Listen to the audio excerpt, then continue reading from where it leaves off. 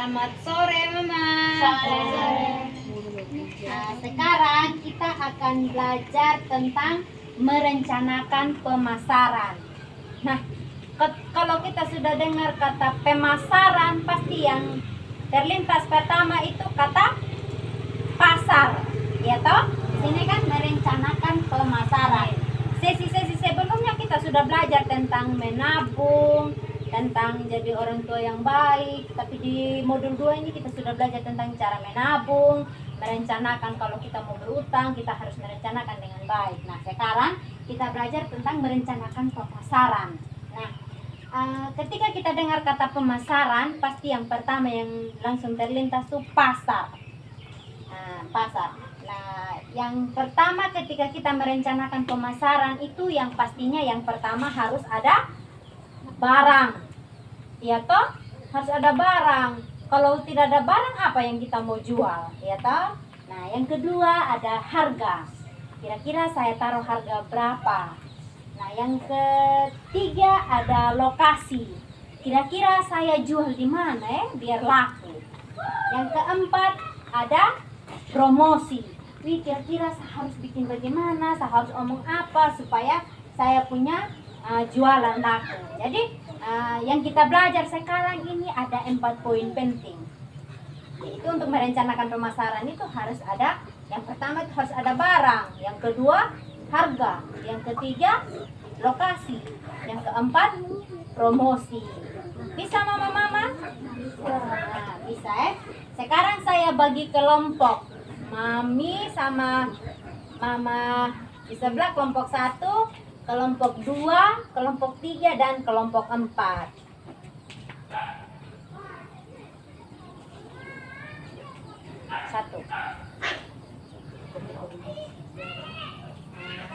Sudah dapat masing-masing? Sudah pegang kertas masing-masing toh? Nah, sekarang coba kelompok 1. Siapa yang dapat kelompok 1? Pastikan barang dengan bermutu baik. Barang dagangan dengan bermutu baik. Pastikan barang dagangan bermutu baik. Yang kelompok 2? Berikan harga murah dan bersaing. Berikan harga murah dan bersaing. Lanjut, yang ketiga. Promosikan barang dagangan setiap saat. Promosikan barang dagangan setiap saat. Yang keempat. Carilah lokasi berjualan yang strategis. Carilah lokasi berjualan yang strategis. Terima kasih mama-mama sudah bantu membaca. Tepuk tangan untuk kita semua. Nah, tadi mama-mama sudah baca semua toh. Sekarang coba perhatikan di tembok sini. Ini tadi kelompok 1 bilang pastikan barang dagangan bermutu baik. Nah, ketika kita ingin berdagang, kita bukan hanya asal berdagang. Kita harus pastikan kita punya barang dagangan itu bermutu baik. Nah, kalau kita di sini kan biasa jual sarung, jual kain baju, ya toh? Nah, ketika kita buat kain sarung, kain baju itu kita tidak buat asal-asalan. Kita buat supaya kualitasnya bagus, supaya orang pakainya puas, supaya kalau dia sudah pertama beli dia kualitasnya bagus, pasti langganan lagi, ya toh? Nah, yang kedua, kualitas barang yang dicari pelanggan. Seperti yang saya bilang tadi, kualitas yang pelanggan cari. Kalau misalnya kalau kualitasnya ada, pasti kita kasih harga juga yang bagus. Nah, ketika kita hanya bikin sarung hanya asal-asalan, pasti orang tidak berminat. Beda memang kalau kita bikin yang bagus, orang langsung minat, ya toh? Nah, yang kedua, kualitas barang yang umumnya dijual. Nah, kualitas barang yang umumnya dijual itu maksudnya misalnya Mama Adri jual sarung motif kuda, Mama Al jual sarung motif Garuda. Sama-sama menarik, tapi sekarang dari cara tenunnya bagus tidak?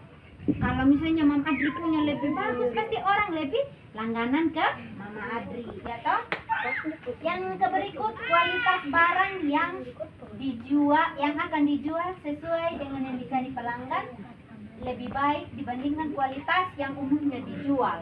Nah, ketika kita berjualan, kita harus yang pertama tadi kan harus kualitasnya bagus.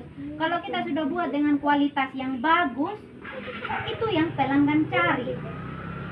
Itu yang pelanggan cari.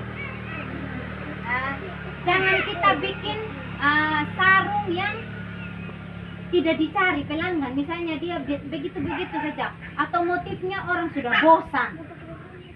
Itu nanti bikin pelanggan tidak berminat. Kita cari yang kita bikin yang pelanggan lagi suka atau lagi tren masa ini begitu. Nah, yang berikut, berikan harga murah dan bersaing. Harga murah dan bersaing, berarti saya harus kasih harga murah dong. Saya tidak dapat sudah dia punya keuntungan. Tidak, maksudnya berikan harga murah dan bersaing itu maksudnya dia murah tapi bukan murahan. Dia murah, dia sesuai dengan standar yang penting kita dapat keuntungan. Begitu ya. Yang poin berikutnya, biaya membeli bahan baku dan mengolahnya. Nah, misalnya kita bikin sarung. Kira-kira kalau kita bikin sarung itu kita butuh benang berapa dos, Mama Adli? Satu dos, satu dos itu kira-kira berapa deh harga? 80. Nah, kita beli benang satu dos 80. Kita olah menjadi sarung.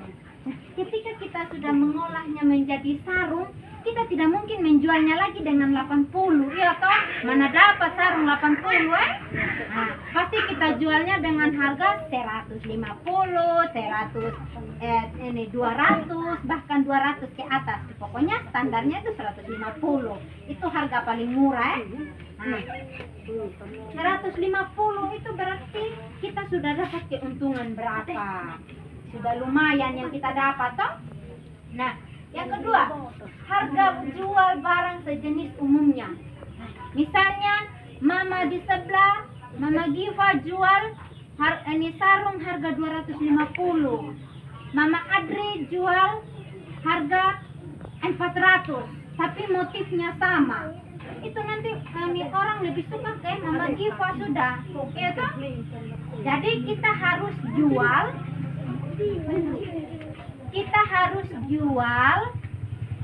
sesuai dengan yang teman jual juga, ya. Yang berikut, harga jualnya nanti bisa memberikan untung atau bisa bersaing, tidak ya? Artinya ketika kita membuat sarung, ketika kita membuat kain atau kain baju, kita harus buat yang kualitasnya oke, kualitasnya bagus, supaya dia ada nilai saing atau nilai jual. Kalau kita bikin yang biasa-biasa saja, nanti orang tidak berminat, orang tidak beli. Nanti kita bilang, kenapa saya punya barang jualan tidak laku? Padahal kita yang bikin tidak berkualitas, ya toh? Nah, ketika kita bikin sesuatu yang berkualitas, pasti harganya juga oke, keuntungannya juga oke. Yang berikut, cari lokasi berjualan yang strategis. Cari lokasi berjualan yang strategis. Nah, kita di sini biasa jualannya di mana? Pastinya di pasar. Kita jualannya di pasar. Pasar dengan kita punya rumah berapa jauh? Tidak berapa jauh, Nah, lokasi penjualan mudah dijangkau. Kita di sini mudah dijangkau, ya. Kecuali kalau kita jualan ke luar, baru kita membutuhkan biaya makan minum, biaya transportasi. Kalau kita jualannya di pasar sini mudah dijangkau, biaya yang lain-lainnya itu kurang. Bisa, Mama? Bisa. Yang berikut, biaya transportasi ke tempat penjualan tidak memberatkan. Nah, biaya transportasi. Kalau kita ke pasar saja kan, kira-kira kalau ojek dari sini, atau kalau kita masing-masing kan punya kendaraan sendiri toh, punya motor toh, jadi kita tidak perlu membayar ojek, ya. Yang berikut, banyak calon pelanggan di tempat penjualan. Kira-kira kalau sebab di pasar ada yang beli tidak? Yang namanya pasar pasti ada toh. Ya. Nah, begini, kalau ini kita kan orang Sumba ke pesta adat itu wajib pakai sarung ya. Wajib, yang laki-laki wajib pakai kain. Nah, pastinya pegawai-pegawai dorang setiap hari Rabu harus berpakaian adat kalau ke kantor. Jadi pastinya laku. Ya Mama ya. Yang berikut, tempat penjualannya cukup bersih. Ini namanya pasar ya, pasti begitu-begitu saja ya. Kecuali kita jualannya di rumah atau di mana begitu. Yang berikut, promosikan barang dagangan setiap saat. Promosikan barang dagangan setiap saat itu. Kalau misalnya yang ada di sini nih, penjualannya itu ada, promosinya itu ada lewat WA, lewat Instagram, lewat Facebook. Tapi kan di sini kita belum punya, jaringan kita belum bagus begitu. Jadi kita pasti promosinya hanya lewat saudara-saudara. Wih, saya ada jual, kok ada butuh sarung, saya ada jual sarung. Kok butuh kain, saya ada butuh kain. Mungkin hanya dengan cara begitu kita punya cara promosi. Yang berikut, membagikan contoh barang yang akan dijual. Nah, kalau lewat Instagram atau media sosial itu pastinya pakai foto saja. Tapi karena kita tidak punya, kalau ada tetangga saya bilang, lihat ini motif ini, wih bagus, sekarang orang lagi cari. Kau mau beli tidak? Berapa harga? Nah, sebut sudah. Nah, yang berikut, memberikan harga diskon. Harga diskon ini tergantung juga sih. Tidak semua barang kita bisa beri dengan harga diskon. Kalau kita sudah kasih dengan harga standar, pastinya orang tidak tawar-menawar lagi. Ya Bapak Mama ya. Kira-kira sampai di sini ada yang mau bertanya? Tidak, sudah jelas semua? Jelas. Nah, jadi kesimpulannya bahwa tadi yang kita belajar yaitu rencana pemasaran.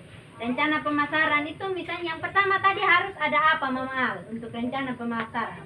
Harus ada barang yang akan dijual.